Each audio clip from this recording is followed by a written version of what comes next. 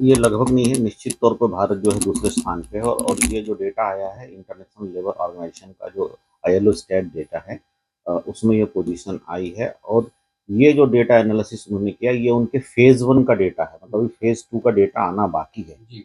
और इस एक्सरसाइज में उन्होंने उन्हीं स्कीमों को कवर किया जो कानूनी कानूनी रूप से मान्य है और जिसमें कैश बेनिफिट दिया जा रहा है। और वो फेज 1 के डेटा में जो हमने जंप देखा है, 19 से 64.3% तक हमारा सोशल सिक्योरिटी कवरेज पहुंच गया।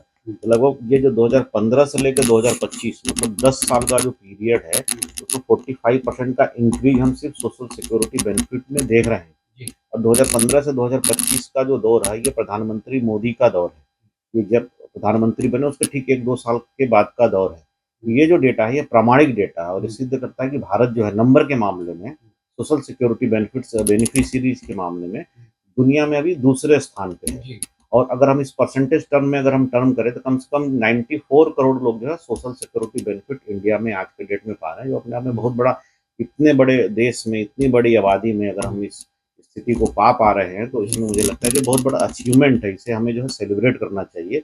और इसके लिए मुझे लगता है कि जो ये वर्तमान सरकार है, इसको धन्यवाद देना चाहिए। ये वर्तमान सरकार जब से आई है ना, इसका पूरा फोकस है कि डेटा कैसे जो है हम उसको मैपिंग में लाएं, क्योंकि भारत के साथ सबसे बड़ी समस्या ये थी कि डेटा मैपिंग नहीं होता था, पैरेलल एक इकोनॉमी चलती थी। तो सरकार ने सबसे पहला काम किया कि पैरेलल इकोनॉमी को खत्म करने के लिए इकोनॉमिक मैपिंग बढ़ाया। बहुत सारी स्कीम आप देखेंगे, वो लोगों को जो है आर्थिक दायरे में लाने के लिए, मतलब सो दैट अगर हमारे पास डेटा रहेगा तभी हम कोई कल्याणकारी योजना चला सकते हैं। तो जो सबसे पहला कार्यक्रम प्रधानमंत्री जी ने चलाया था, वो प्रधानमंत्री जनधन योजना था।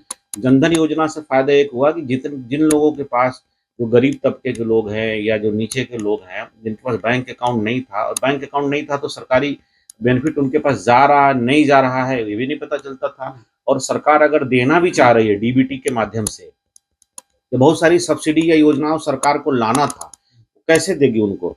तो वो बिचौलियों के हाथ से ना जाए, इसके लिए सरकार ने सबसे पहले सुनिश्चित किया कि भाई सबका बैंक अकाउंट खोल दें।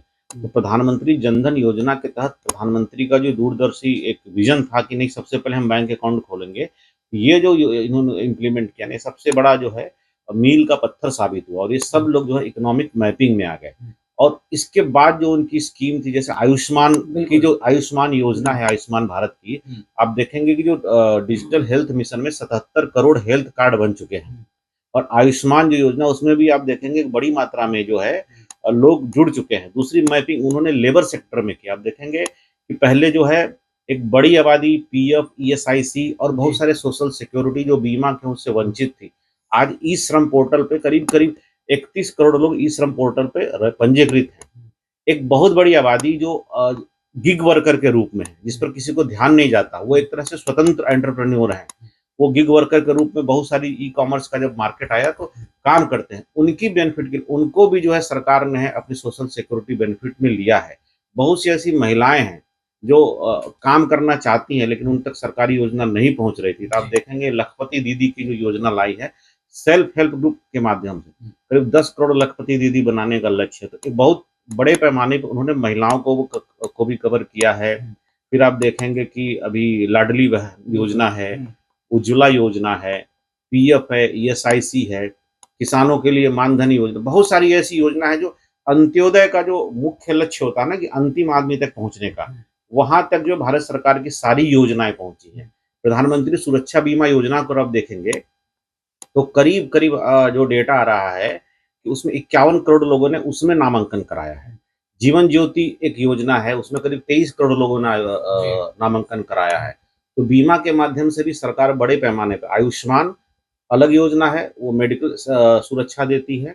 दूसरा ये जो है आपकी जीवन ज्योति या सुरक्षा बीमा, ये एक इंश्योरेंस तरीके की योजना है, जैसे लाइफ इंश्योरेंस होता है उस तरह की योजना है। फसल बीमा योजना किसानों के लिए लाई है। तो जो सोशल सिक्योरिटी के जितने भी आयाम होते हैं, सारे आयामों का प्रयोग जो है इस सरकार ने किया है। और हमको लगता है कि ये डेटा जो है ऑब्वियस आना ही आना था, क्योंकि सरकार का जो 10 साल की ये मैपिंग एक्सरसाइज है ना, इसने आईएलओ को जो है ये डेटा प्रोवाइड किया है। और अभी फेज 1 का डेटा है। फेज 2 का डेटा आएगा तो ऐसा बताया जा रहा है कि करोड़ को पार कर जाएगा। अभी 94 करोड़ का डेटा है, ये 100 करोड़ को पार कर जाएगा। तो अपने आप में दुनिया में जो एक बड़ी तस्वीर उभर रही है सोशल सिक्योरिटी के मामले में, जिसको पहले माना जाता था कि भारत में सोशल सिक्योरिटी बेनिफिट बड़ी कमजोर है।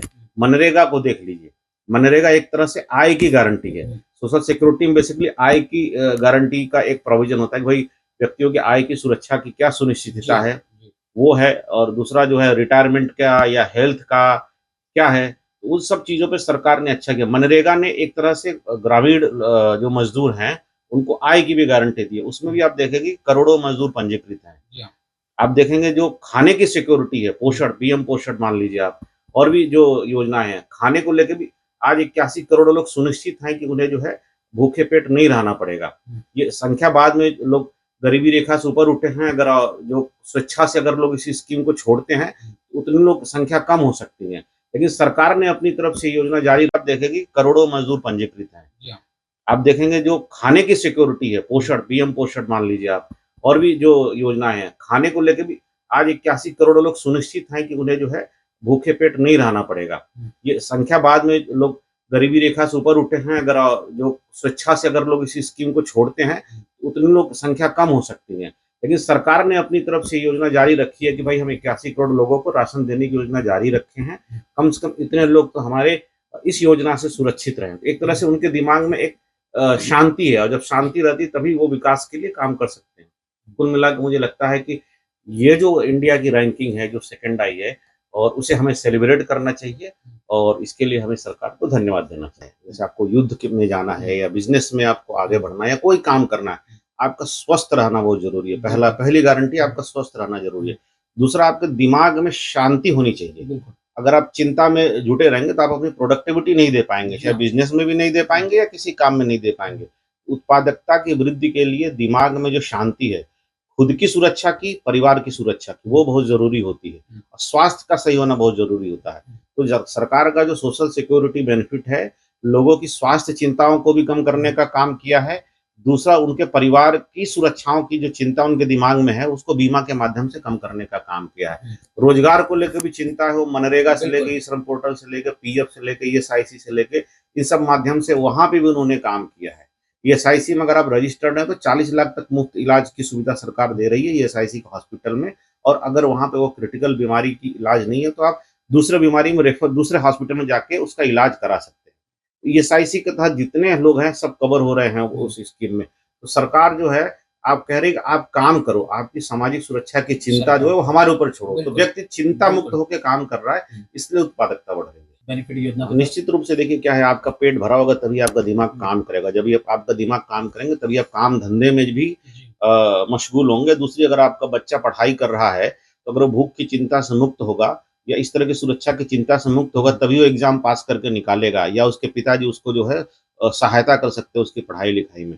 तो कई तरीके से जो है इस तरह की स्कीमें जो है लोगों को सशक्त बना रही हैं।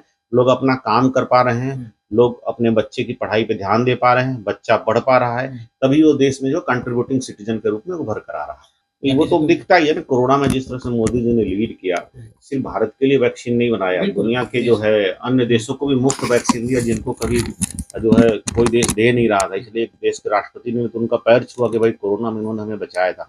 एक अभिभावक के रूप में मोदी जी ने जो कोरोना में लीड लिया, वो लीड अभी तक बाकी है। तो मुझे लगता है कि वो उसका निश्चित ही परिणाम है, ये इसमें हम दो राय नहीं कर सकते। दूसरा, कोरोना में भारत के देशवासियों की जिजीविषा भी जो है वो बड़ी महत्वपूर्ण थी। लोग उससे लड़े, प्रधानमंत्री के साथ कदम से कदम मिलाकर लड़े। उन्होंने अगर एक आह्वान किया, उस आह्वान को लोगों ने पालन किया। तो दोनों तरफ से जो हम इसमें लोगों की जिजीविषा और प्रधानमंत्री मोदी का सशक्त नेतृत्व, इसमें दोनों को मानते, कोरोना में उनका नेतृत्व और उभर कर सामने आया।